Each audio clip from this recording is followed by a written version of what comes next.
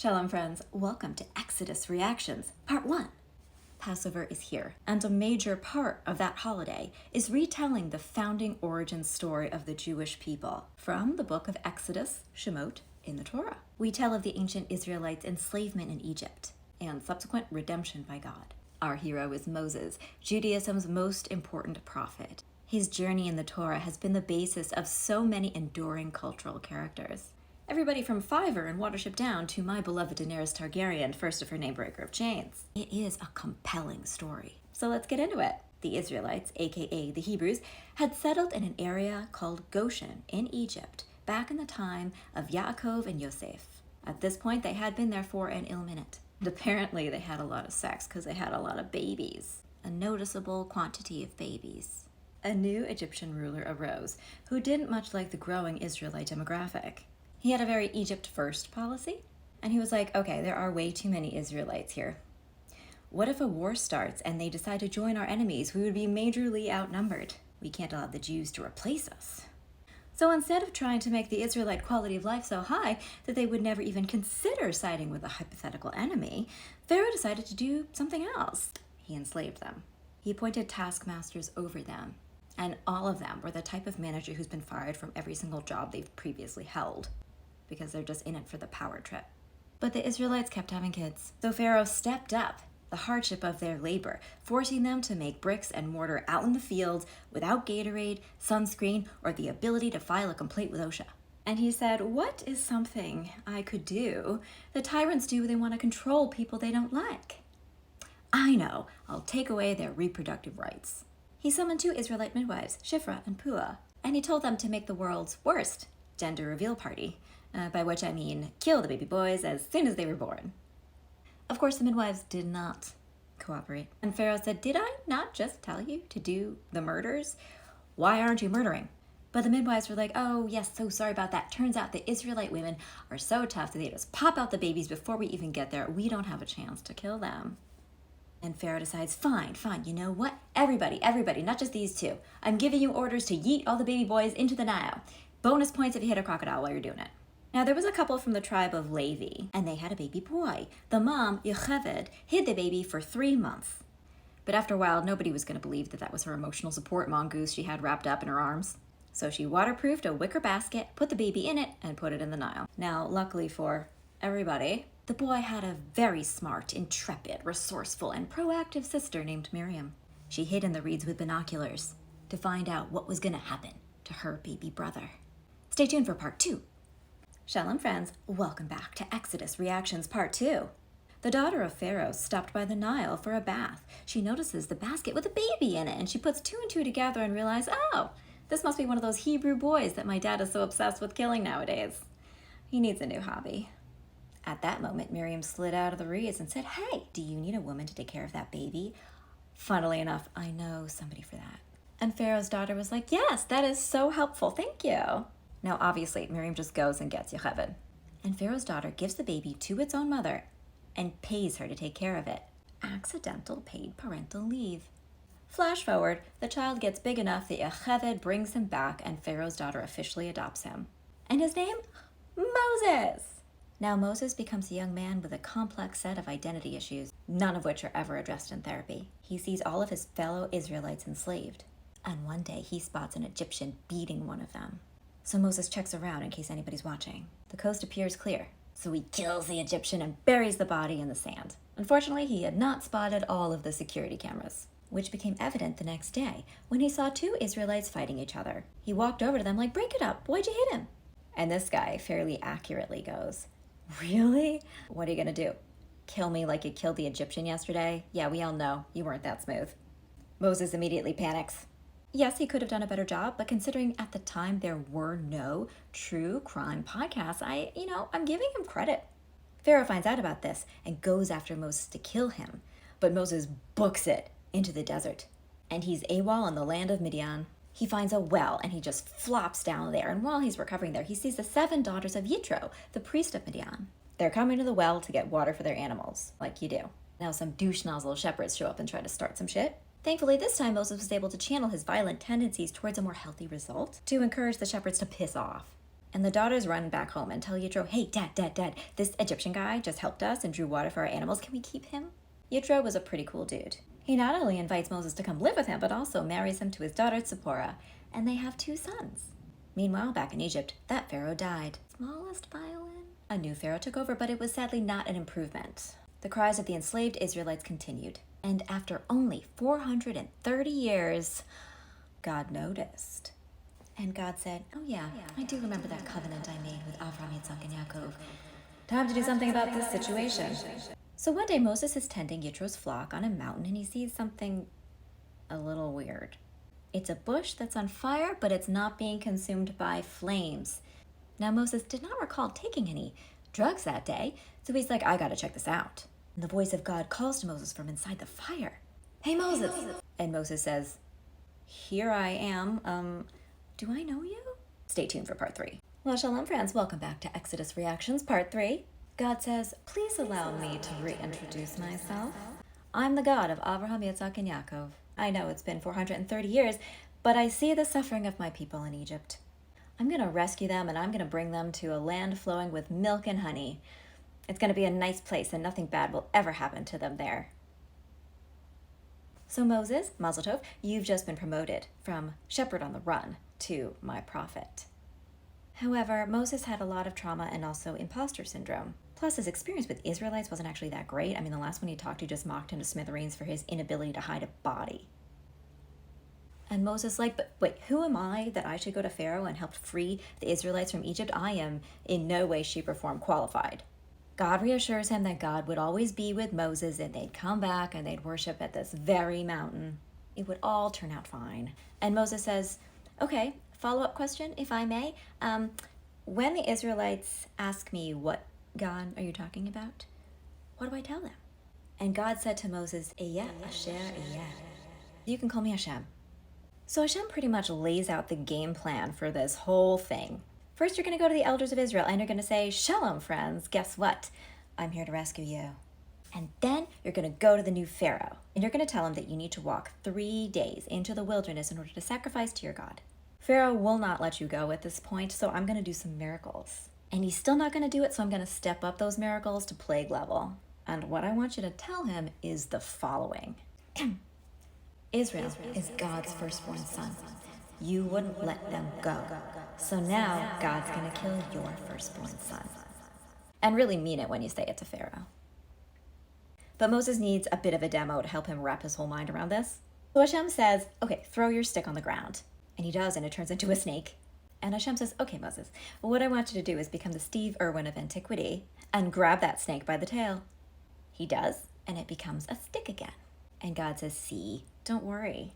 That's just one miracle. It's going to be like the bonus starter miracle before we really get cracking here. Moses is so stressed out about this. He's like, I am not cut out for this. I am not a public speaker. I am 83 years old. I was about to retire. And God's like, okay, look, I'll be with you the whole time. And not only that, I'm going to have your brother Aaron step in to help you as the PR man. Now take that stick and get going. Moses gets back home and says to Yitro, so weird day today. Looks like I'm going to be doing a bit of a career change unexpectedly. I got to go back to Egypt to check on my peeps. And Yitro says, well, that's actually probably fine. I mean, I imagine most of the people who were trying to kill you are dead. Seems like good timing. So Moses, Zipporah, and their sons pack up and hit the road back to Egypt. Stay tuned for part 4. Shalom friends, welcome back to Exodus Reactions part 4. Now our story takes a pretty weird turn. It's a turn that often gets left out of major adaptations for obvious reasons because the vibes are just too weird. It's kind of like the Tom Bombadil chapters in Lord of the Rings. I mean, it's interesting, but it also derails the flow. So I'm going to leave it out too. I'm going to fast forward right to the part where Moses and Aaron get reunited. Moses gives Aaron the previously on recap and brings him up to speed. They gather the Israelite elders. Moses and Aaron say everything that Hashem had told them to. And frankly, for these poor people who had been enslaved their entire lives, this is a big cathartic moment. Hashem noticed them, heard their prayers, and is gonna do some salvation. They bow down, and this moment is giving season 1 finale vibes. However, it's not smooth sailing. Moses and Aaron roll up to Pharaoh and say, hey there, Hashem, the God of Israel, says, let my people go celebrate a 3-day festival in the wilderness to me. just the length of one Coachella weekend. But Pharaoh says, who is Hashem? I don't know her, and I'm definitely not giving up my entire slave labor force for some rando god I've never heard of. So shut up and leave me alone, and not only that, but I'm gonna make everything 10 times worse for the Israelites just because I feel like it and you ruined my day. So all the Israelites are pretty upset about this, and they're like, Moses and Aaron, you suck. We hope God punishes you. And Moses is like, see, I can't do this. I get tongue-tied. I just can't. And God says, Moses, calm down. You aren't alone. You've got Aaron and also me. Now go back to Pharaoh and start flexing. This time when they see Pharaoh, Aaron throws down the rod and it turns into a snake. And Pharaoh's like, oh, that is impressive. Just kidding. I can do that too. And the Egyptian priests did the same with their rods. However, Aaron's snake did consume the other two, but yet Pharaoh did not look up from his phone. He could not be bothered, and thus commenced Operation Fuck Around and Thou Shalt Find Out, aka the 10 Plagues. Plague 1. Moses and Aaron strike the Nile with the rod. It turns into blood. The ecosystem is ruined. All the fish die. It's not drinkable. However, the Egyptian priests could do something similar, so Pharaoh was again unbothered. Plague 2. Moses circles back to Pharaoh and says, if you still refuse to let our people go into the wilderness to worship like we asked, then you get the frogs. And I know you might think that's funny, but we're not talking Kermit with a banjo here. They will emerge from your every water source. You will not remember a time before frogs. They'll be in your food. Try to lay down at night, whoops, there's frogs there. Want to take a shower? Frogs. Reach for the soap, too late, it's a frog. Pharaoh was, of course, unmoved. So Aaron held his arm over the waters of Egypt, and the frog-pocalypse began. Stay tuned for part 5.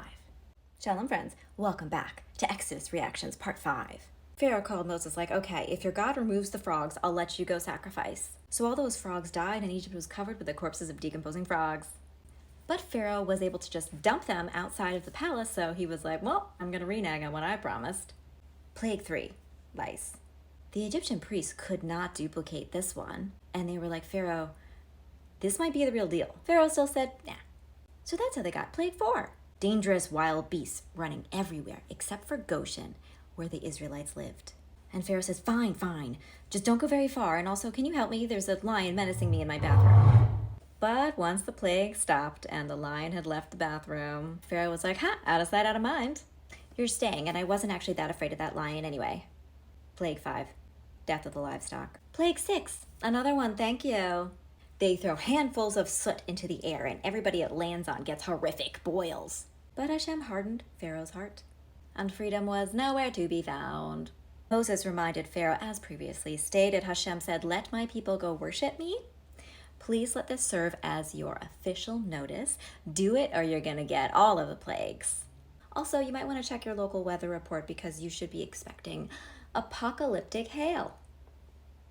The smart people among Pharaoh's court immediately brought their animals and enslaved persons inside. But unfortunately, plenty of people were still like, this is fake news. Nobody's dying from the plagues. I'm not getting the vaccine. Anyway, for Plague 7, the special effects budget went up significantly. Egypt gets a violent storm. There's fire in the sky. There's thunder. There's hail. Except in Goshen. Pharaoh finally says the words, very quietly. Okay, I was wrong. I'm sorry. I disrespected your God. Please stop this extreme weather phenomenon. I'm pretty sure it's not supposed to happen until the 2000s after humanity has completely trashed this planet. It's too soon now.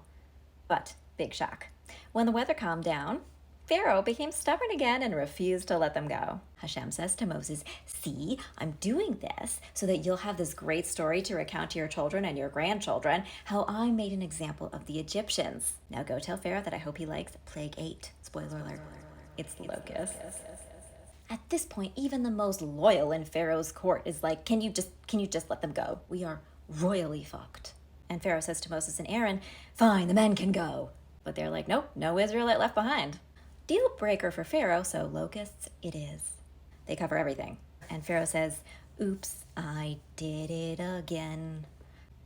Can you help me and I'll let you go? Same routine as usual. As soon as the locusts were gone, however, Pharaoh flip-flopped his way right into the 9th plague. Except in Goshen, Egypt was covered in total darkness. Stay tuned for part 6. Well, shalom, friends. Welcome back to Exodus Reactions Part 6. Pharaoh says, okay, it is dark in here. I can't see anybody, but I'm pretty sure you're still in here, Moses. Just leave your animals and you can go. And Moses says, yes, I am right behind you, but we are taking our animals, like we said. And Pharaoh was furious. But after he had been involved in all of this, Moses had been through some shit, and he kind of leaned into it. A little bit of a Walter White moment. And he said, at midnight, every single firstborn in Egypt will die. There will be an outcry here like has never been heard before. Your whole court will bow to me and beg us to leave. And only then will we go. So the ultimate plague is nigh. As per instructions by Hashem, Moses tells the Israelites to slaughter a lamb, put its blood all over the doorway, roast it, eat it, but do so while they're wearing their shoes and ready to bounce. And it was so important to have that blood on the outside of the door and to stay the fuck inside that night. Because in the middle of the night, Hashem goes over Egypt and kills every single firstborn. There was no house that escaped death, except those marked by blood. This is a little bit hard to celebrate. Sure, plenty of evil, guilty people died, but also plenty of innocent people and animals were killed to make a dramatic point. But the point was made. Pharaoh's own firstborn was among the dead, and he summoned Moses and Aaron back and told them to take their stuff, take all their people, and get the fuck out. So the Israelites put their unleavened bread on their backs, picked up Yosef's bones, because when they said, we leave nobody behind, they meant it. And alongside a mixed multitude of people who decided to go with them, they pieced out, finally leaving the place of their enslavement. This moment of freedom was a perfect time to establish some of the basics of the new peoplehood. We should always welcome the stranger because we too were strangers in a strange land. That in future, this would be the holiday of Passover. And that during that future holiday, there would be no leavened bread eaten, only matzah like what they carried right now. And in fact, in future generations to come, they would prepare for this holiday by obsessively scrubbing their homes, vacuum the minivans, they would take apart the whole fridge. They would cover their whole house in aluminum foil. But before any of that future was possible, they were still in the wilderness near the Sea of Reeds. A pillar of cloud went before them. At night, it turned into a pillar of fire so they could travel all the time. And God tells Moses, just FYI, heads up, Pharaoh is definitely coming after you. This is the final showdown. Despite finally being free of these plagues, of course Pharaoh and his court had a change of heart. They were like, oh shit, we just threw away our entire slave workforce. Who's gonna do all the work? We gotta get him back. They hopped in their fast and furious racing chariots and caught up to the Israelites by the sea. Stay tuned for part 7, the dramatic conclusion. Shalom friends, welcome back to Exodus Reactions, part 7, the conclusion. The Israelites see the Egyptians charging down at them out of a dust storm like a Morton Joe in Mad Max. Now, despite that scary sight, one would have thought at this point that they've seen 10 whole plagues and should know that they had the superior firepower in their corner. But that doesn't stop them from freaking the fuck out one iota. They turn on Moses, which kind of is their MO, and yell at him. And they're like, thanks for nothing, you schlepped us out in the desert to die. But Moses, for now, kept his cool. And he said, have no fear. Witness this once in an eternity miracle. I mean, just think about how afraid he was in that burning bush scene. He's really come so far. What a hero's journey he's been on. Anyway, Hashem began water bending. Moses held out his hand over the water, and it split with dry land in the middle. The Israelites began to cross, but the Egyptians were right behind them. This was a bad idea, like the most obvious trap in the history of traps. Hashem threw the Egyptians into a panic. The chariot wheels get stuck at the bottom of the seabed, and at that moment, the Egyptian army realizes, we are indeed fucked. And Moses held his arm again out over the water, and it came crashing back down on top of the Egyptians, killing all of them. This was the dramatic conclusion that Hashem had orchestrated. It's memorable. And the Israelites saw their enemies dead on the seashore, and they finally believed in the power of Hashem, and they finally believed in Moses. And the men sang a song of gratitude. There were a lot of mood swings that day. And afterwards, Miriam the prophetess, she who waited patiently, watching to find out what happened to her little baby brother Moses in the reeds, she leads the women in a song and dance over the defeat of their oppressors. Now, where we end this story matters. Here on the safe side of the sea, with the Israelites fully embracing Moses and God, triumphant, that's a good place. It's the equivalent of ending Game of Thrones after Season 6, Episode 10, The Winds of Winter, in which Daenerys Targaryen finally crosses the narrow sea with the Dothraki. If we take the story further, we will not like it. The Israelites treat Moses like shit, and they lose faith in Hashem constantly. Further down this road is the golden calf, and Moses melting down that idol and making everybody drink it, and then ordering the tribe of Levi to kill thousands of people, and Hashem's wish to wipe out the Israelites and replace them entirely with a line descended only from Moses, and the deaths of this entire generation in the wilderness, and how Moses dies before he ever gets to sit on the Iron Throne. I mean, enter the Promised Land. Nah. For the sake of celebrating this holiday, this is the ending to choose. My namesake, leading her fellow women in song at the violent downfall of her enemies, finally free and with hope for the future. That's the image to keep. Chag Pesach Sameach, everybody, and Dayenu.